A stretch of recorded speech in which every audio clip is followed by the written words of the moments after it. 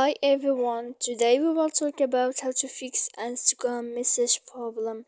You should to know how to fix Instagram message problem, you should just go to settings like this.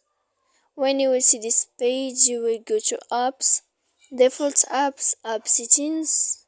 When you will see this list, you will go down to click the application here of Instagram.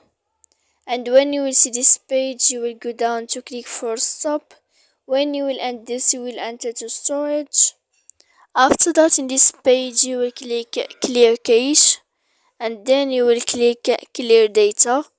And sorry for that mistake, apps here, and then the application of Instagram, and after that for stop, and then storage, and here click cache, and then clear data, and after all that you can turn off your phone. So please don't forget to support us by like and subscribe. See you next time.